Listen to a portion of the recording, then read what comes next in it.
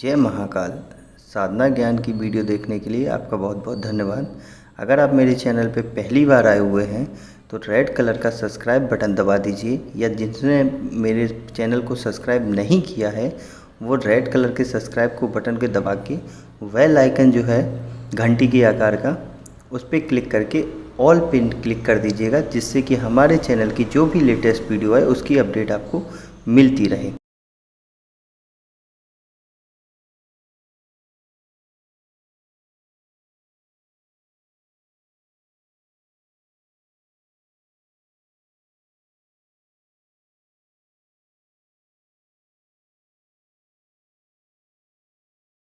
जय महाकाल। साधना ज्ञान चैनल में आप सभी का एक बार फिर से स्वागत है।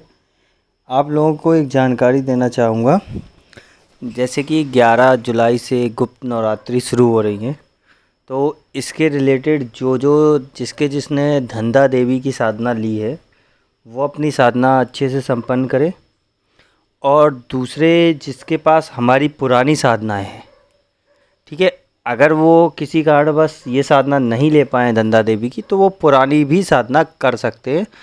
उसका कोई भी ऐसा नियम नहीं है कि वो नहीं कर सकते।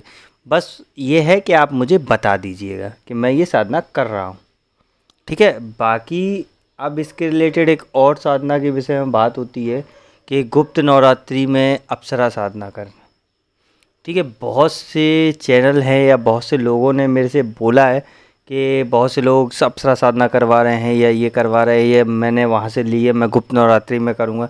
देखिए, मैं सीधी सी बात बोलना चाहूँगा आपको कि आपने जहाँ से भी विधि ली है कोई बात नहीं, ये श्योर कर लेना कि उसने आपकी विधि देते टाइम पूरे उसने नियम कर्म जो होते हैं कार्य, गुप्त हवन या जो भी ऊर्जा का समीकरण बनाया जाता है, वो पूरा किया है या नहीं किया है, कि सिर्फ आपको विधि ही दे दी है फ्री में या पेड दे दी है, ये चीज़ें करी हैं या नहीं करी हैं, वो कंफर्म कर लेना। वो कैसे कंफर्म होंगी कि जब आप विधि लेंगे, जैसे कि मान लीजिए आपने कोई भी अप्सरा की विधि किसी से ली, उसने आपको दे दिया, आपने उस विधि को पढ़ा, तो आपको उस विधि के जो मंत्र होते हैं, अप्सरा का मंत्र मान लो या कोई भी मंत्र, अगर उसने वो विधि विधान पूरा किया है तो आपको वो मंत्र याद हो जाएगा अपने आप। कोई ना कोई एक ऐसा मंत्र याद हो जाएगा जो आपने नहीं सुना होगा, लेकिन फिर भी आपके मुंह ज़बानी एक रट जाता है। जैसे कि बोलते हैं ना,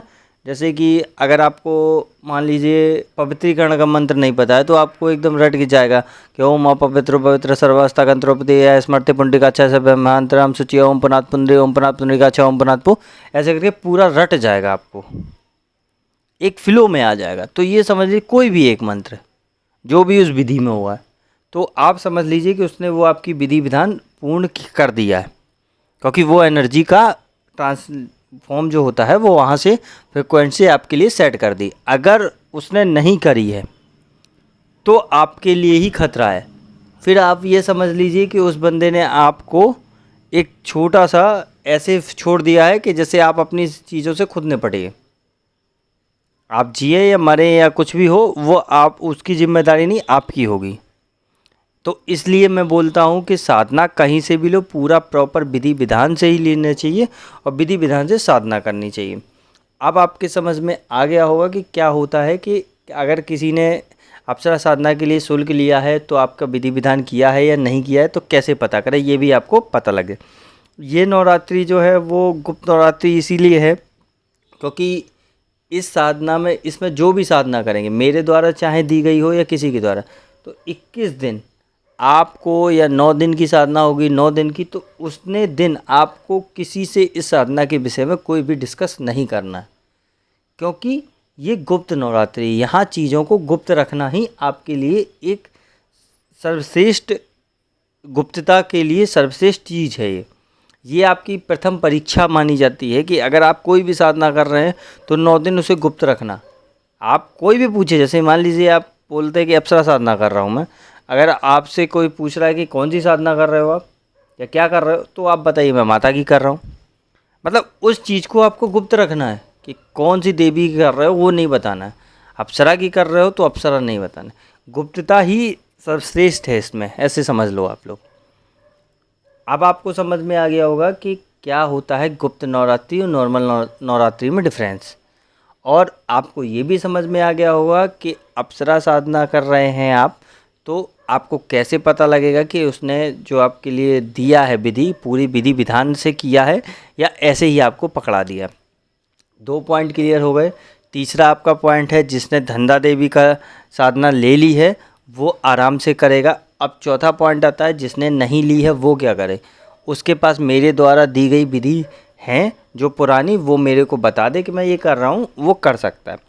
अब 5वां पॉइंट ये आता है कि जिसने ना ही विधि मुझसे पहले ली है और ना ही वो आगे लेना चाह रहा है, या उसके पास इतना सामग्री के लिए पैसे नहीं हो पा रहे जिससे वो साधना कर सके, तो मेरे द्वारा जो फ्री विधि मेरे चैनल पे पड़ी है, जैसे सभी मनोकामनाओं को पूरे करने वाली माता काली की साधना, दिमाग को तेज करने वाली सरस्वती जी की साधना, जो भी देवी की साधना है मेरे में फ्री वाली, वो आप वहाँ से कर सकते हैं।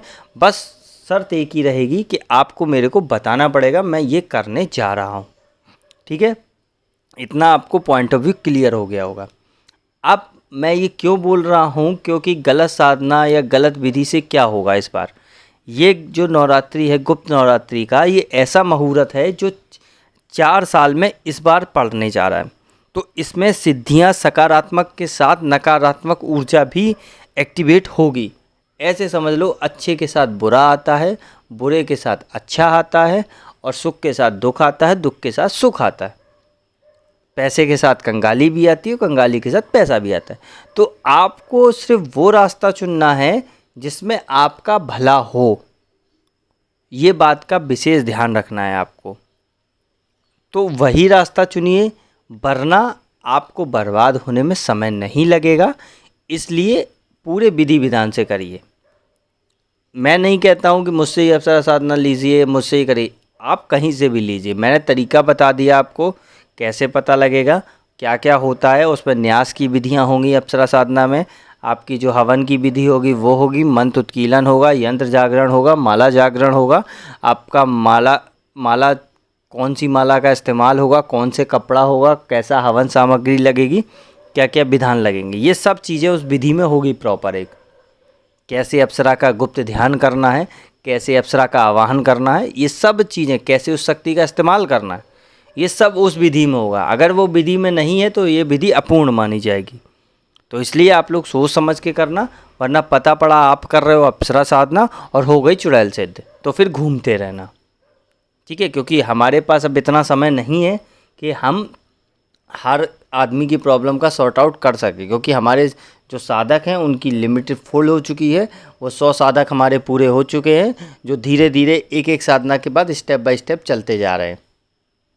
जो गुरु मंत्र की साधना कर लिया है वो अगले सीढ़ी पे चढ़ गए हैं, जो अभी धीरे धीरे सीख रहे हैं वो धीरे धीरे आगे बढ़ रहे हैं।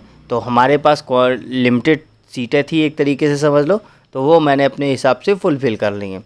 उनको मैं साधना भी देता हूँ, कोई इशू नहीं, वो आराम से करते हैं, उनको एक्सपीरियंस भी हो रहा है, बहुत अच्छे से अनुभव आप लोग सुनते भी रहते हैं। तो आप लोग भी ऐसे ही चीज़ों का चुनाव करिए। आप मुझसे नहीं तो किसी और के पास जाइए, वहाँ से सीखिए, लेकिन मेहनत से।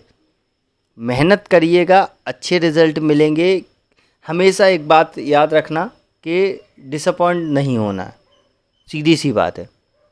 आपने कोई भी साधना कहीं से भी ली, आपने विपासना मेडिटेशन किया, कहीं से भी लिया, अगर आपको उन पे भरोसा है तो आप उनके पास रहिए। नहीं है डाउट क्लियर तो उनके द्वारा सीखी हुई जानकारी को आप अपने पास रखिए, अपने अंदर। लेकिन जब कोई दूसरा बंदा सिखाए तो आपको उसकी चीज़ों को गेन करना है, ना कि उसमें दोनों को कन्वर्ट कर देना कि नहीं उन्होंने विपासना में ये सिखाया था और आप ये बता रहे हैं, या हम विपासना में ऐसा करते थे तो हम ये करेंगे। नहीं, दूसरा बंदा जिस हिसाब से सिखा रहा आप उस हिसाब से सीखिए, और जो पहला बंदा सिखा रहा था आप अगर उसके साथ तो उस हिसाब से सीखिए। 2 विधि को कभी भी एक मत करिए, और जो भी करिए पूरी विधि से करिए। माता भगवती आप पे कृपा जरूर करेंगी इस नवरात्रि, ये बात की पक्की गारंटी है। तो अब मेरे को इजाज़त दीजिए, आगे कुछ और बताऊंगा जब मैं फ्री हूँ, क्योंकि 100 लोगों को हैंडल करना एक साथ बहुत बड़ा गेम हो गया है। क्योंकि फैमिली भी देखनी है, लाइफ भी देखनी है, जॉब भी देखनी है, बिजनेस भी देखना है, वर्कलोड बहुत है और साथ ही साथ खुद की भी साधना करनी है। सबसे बड़ी बात, खुद की भी साधना करनी है, क्योंकि इतनी फ्रीक्वेंसी को संभालना भी बहुत बड़ी बात हो रही है। खुद की भी साधना करनी है कि जिससे हमारा दिमाग पागल ना हो, और उसके साथ साथ आप लोगों के सवालों के जवाब भी देने हैं और आप लोगों को भी आगे बढ़ाना है। तो इसलिए हमारे पास तो सीटें फुल है। अब जो भी ऐसा साधक है, अगर वो सीखना चाहता है तो उसको जितना मेरे पास टाइम मिलेगा मैं उतना ही बता पाऊँगा। इसी वजह से मैंने अपना फ़ोन जो था वो व्हाट्सअप ऑन कर रखा है, फ़ोन को ऑफ़ कर दिया है, जिससे कि क्योंकि रात को 2-2 बजे फ़ोन आके अननोन नंबर से फ़ोन आएंगे और वो रात में बोलेंगे मुझे वशीकरण करना है अपनी गर्लफ्रेंड का, या मुझे अप्सरा से के साथ संभोग करना है। तो इस वजह से मैंने, मेरे पास समय नहीं तो मैंने वो बंद कर दिया फ़ोन। व्हाट्सअप चल रहा है, जब ज़रूरत पड़ती है तो मैं उसे से ऑन कर लेता हूँ सिम को, और जिस साधक को बात करनी होती है उससे बात कर लेता हूँ। तो अब आपको समझ में आ गया कि अप्सरा साधना इस नवरात्रि में क्यों क्यों करनी है, अगर करनी है तो कैसे करनी है।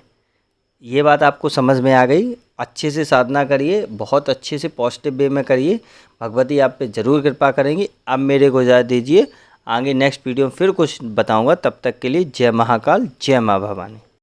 अगर आपको हमारी दी गई जानकारी पसंद आई हो या वीडियो आपको अच्छी लगी हो तो लाइक के बटन पर क्लिक करिएगा। अगर आपको पसंद नहीं आई है तो डिसलाइक के बटन को क्लिक करिएगा, और अगर आपकी कोई राय है तो कमेंट बॉक्स में बताइएगा। अगर आपको वीडियो किसी और को शेयर करनी हो तो शेयर बटन पे क्लिक करके किसी भी फंक्शन से आप दूसरे को भेज सकते हैं। अगर आपको हमसे किसी भी तरह की और जानकारी चाहिए तो डिस्क्रिप्शन में जो हमारा नंबर पड़ा है व्हाट्सएप पे, वहाँ पे मैसेज करेंगे तो वहाँ पे आपको टेलीग्राम ग्रुप के लिंक आ जाएंगे जो डिस्क्रिप्शन में पड़े हैं, अगर वो आपसे ओपन नहीं हो रहे हैं तो।